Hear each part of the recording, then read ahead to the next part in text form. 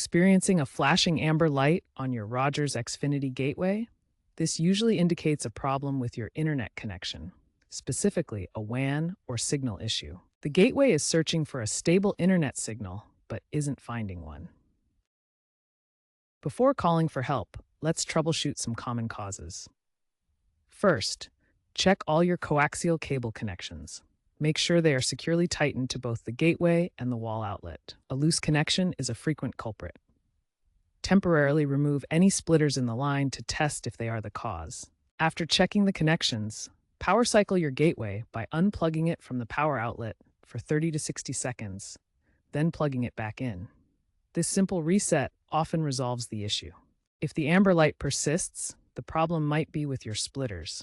Splitters divide the cable signal to multiple devices like TVs and modems, but low-quality or damaged splitters can significantly weaken the signal.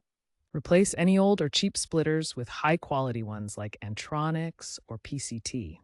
Two-way splitters are preferable as they minimize signal loss. Check for any signs of corrosion or physical damage on the splitters.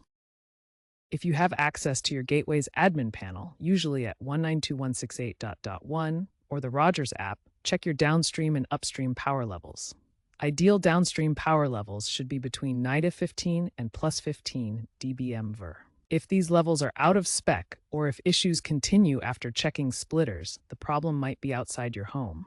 Contact Rogers support to request a signal test on their end. It's possible there's an outage in your area or a problem with the cable line itself.